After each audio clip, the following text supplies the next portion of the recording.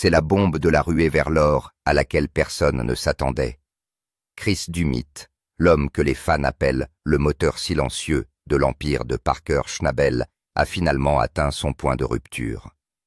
Pendant plus d'une décennie, il a été la main ferme dans la salle de l'or, la personne fiable qui s'assurait que les rêves ambitieux de Parker ne s'effondraient pas sous leur propre poids.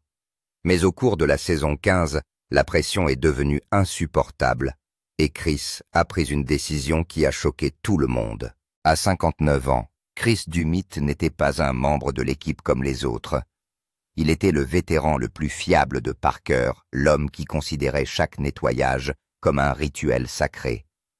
Alors que Parker courait après les onces, Chris veillait à ce qu'aucune tache d'or ne lui échappe. Sa précision, sa patience et sa force tranquille le rendaient indispensable.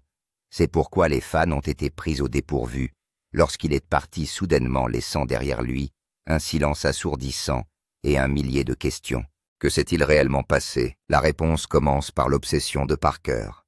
Dès le premier jour de la saison, Parker s'est fixé un objectif presque impossible à atteindre, 1000 onces d'or.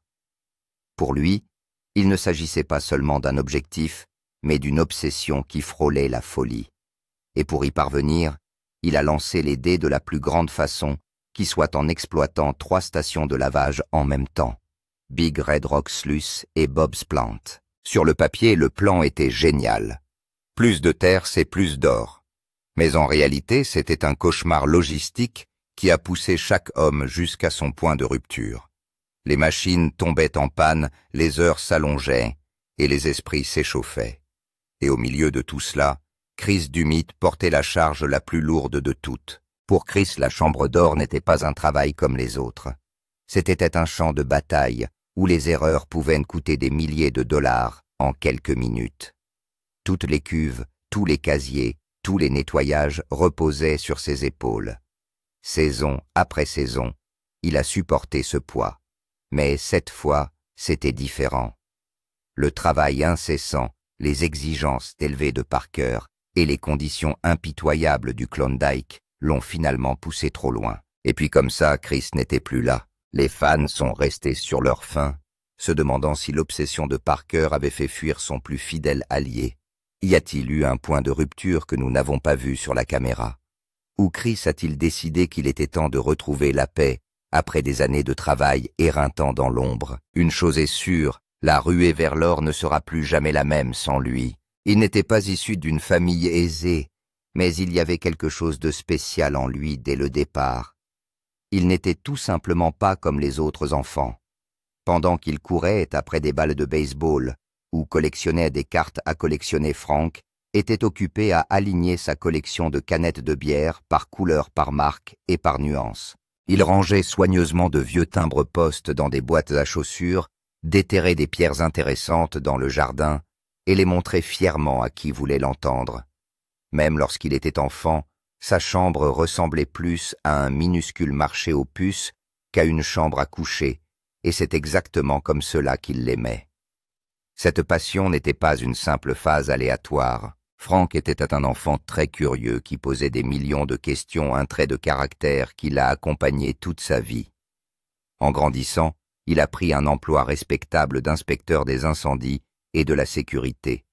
C'était un salaire stable, une carrière responsable, mais son cœur n'y était pas. Au fond de lui, il avait cette démangeaison, ce désir indéniable de collectionner une habitude qui ne l'avait jamais vraiment quitté. Pendant ses jours de congé, il sillonnait les petites routes de l'Iowa et des États voisins. Avec les têtes agrandies, il a un peu plus de puissance que le 335, hein. Il a probablement 25 chevaux de plus. C'est beaucoup. 25, c'est beaucoup. Il se rendait dans les vides-greniers, se promenait dans les ventes aux enchères immobilières, ou s'arrêtait à tout stand de bord de route qui lui semblait prometteur. Si quelque chose d'aussi simple qu'un vieux bidon d'huile ou une plaque de moto vintage attirait son attention, il marchandait un peu, chargeait l'objet et le ramenait chez lui. Les personnes qui ont connu Frank à l'époque disent qu'il a toujours eu la même énergie décontractée et amicale que l'on voit à la télévision. Il était accessible, un peu débraillé, et avait un grand rire tonitruant qui vous donnait l'impression de le connaître depuis toujours. C'était le genre de personne que l'on rencontrait au restaurant du coin et avec qui on discutait pendant 1 heure. Au fil du temps, son passe-temps de cueilleur s'est transformé en quelque chose de plus grand. Les habitants de la région ont commencé à l'appeler lorsqu'ils avaient des granges ou des greniers à vider. Le bruit court que Frank Fritz a l'œil pour les antiquités et les bizarreries. Lentement mais sûrement, ce qui n'était qu'un passe-temps a commencé à ressembler à une seconde carrière. C'est à ce moment-là que Mike Wolfe est entré en scène. Mais avant même qu'une émission de télévision ne soit une lueur dans l'œil de quiconque, le garage de Frank devenait déjà un sanctuaire, un musée privé de ses trouvailles, qui avait plus de sens que leur simple valeur monétaire. Et dans cet espace encombré, les graines de son avenir ont été plantées bien avant qu'il ne sache ce qui l'attendait.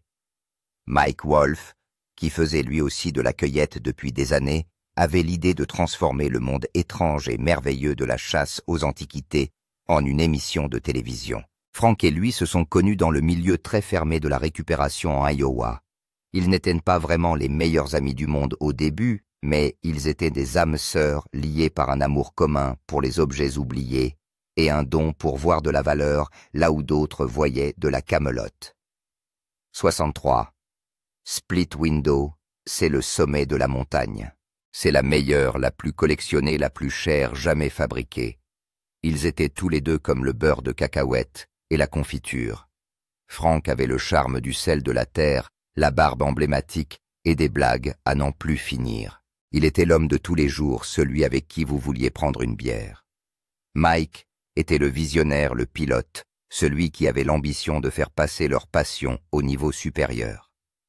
Mike savait que Frank était le partenaire idéal pour ce travail. Très vite, Frank a fait un énorme acte de foi. Il a quitté son emploi stable d'inspecteur des incendies et s'est lancé à corps perdu dans la collecte, créant sa propre petite entreprise, Frank's Finds.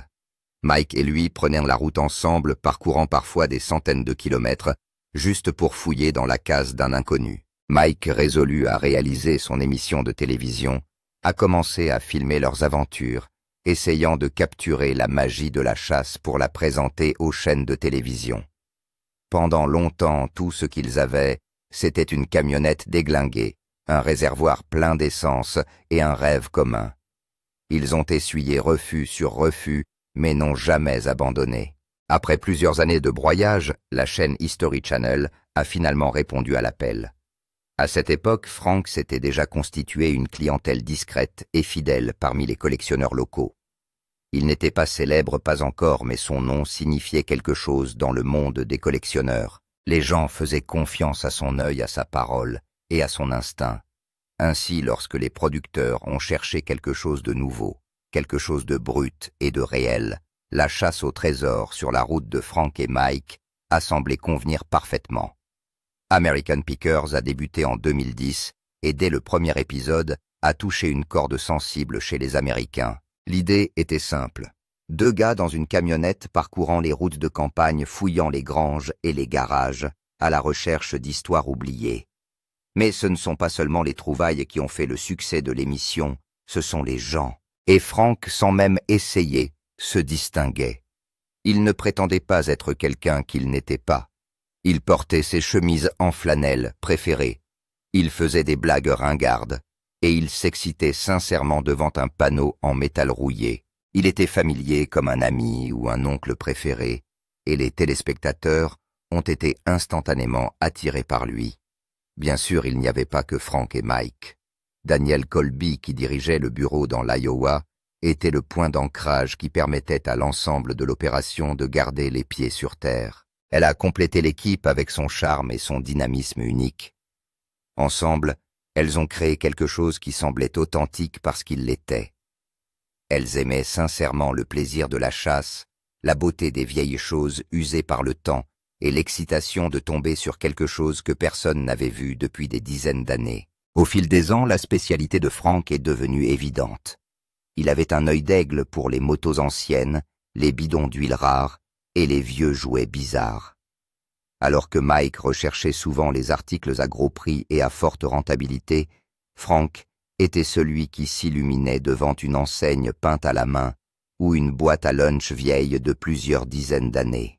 Sa joie pure et spontanée était contagieuse. L'émission est devenue un phénomène mondial, et Frank Fritz est passé du statut d'humble cueilleur de l'Iowa à celui d'un morceau d'Americana à part entière. Mais au fil des saisons, les choses ont commencé à changer. Les kilomètres interminables parcourus sur la route commencent à faire des ravages physiques et émotionnels. La santé de Frank commence à s'affaiblir et une tension commence à naître entre lui et Mike. L'alchimie légère qui semblait si naturelle commence à se faire sentir de manière forcée. Quelque chose n'allait vraiment pas, et c'était sur le point de tout changer. La disparition lente et le combat silencieux. Au début, le changement était subtil. Frank a commencé à montrer des signes d'épuisement. Il souffrait de douleurs dorsales, chroniques, dues à des années passées à ramper dans des espaces exigus et à soulever de lourdes antiquités, un état qui n'était qu'aggravé par son combat permanent contre la maladie de Crohn. Les fans ont commencé à le remarquer. À l'écran, la bannière facile entre lui et Mike commençait à ne plus être de mise. Des rumeurs circulaient sur des divergences créatives, des disputes pour l'argent et une distance personnelle croissante entre les deux partenaires de toujours. Puis le temps de présence de Frank à l'écran a commencé à se réduire. Il était absent de segments entiers, puis d'épisodes entiers. Enfin, comme ça, il a complètement disparu. Il n'y a pas eu de grand épisode d'adieu, pas de départ spécial, pas d'explication. Le silence, tout simplement. Pour les millions de téléspectateurs qui l'avaient accueilli dans leur salon pendant plus d'une décennie, ce fut un choc et une source de confusion. Comment un homme qui avait contribué à construire la série depuis le début pouvait-il disparaître sans un mot?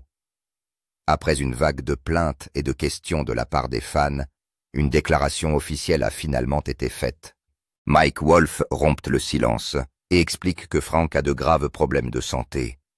Il a indiqué que Frank avait subi une importante opération du dos et qu'il avait besoin de temps pour se rétablir. Pendant un certain temps, cela a suffi aux fans. Ils lui ont envoyé leurs vœux, espérant qu'il serait bientôt de retour sur la route. Mais les semaines se sont transformées en mois et une nouvelle saison entière a été diffusée sans lui. Les rumeurs se sont multipliées. Cette fois, elles étaient en plus sombres, suggérant que l'absence de Frank ne concernait pas seulement son dos. Puis Frank lui-même s'est exprimé dans une rare et choquante interview.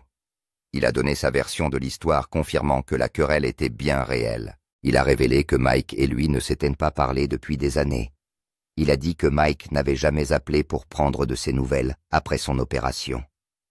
Selon Frank, l'émission avait tout simplement évolué sans lui, et le sentiment de trahison était palpable. Il ne s'agissait pas d'un simple conflit de travail.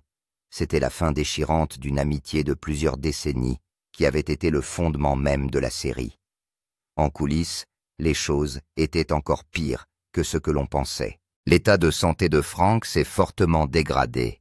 Les quelques photos qui ont fait surface en ligne montrent un homme beaucoup plus mince à l'air fatigué.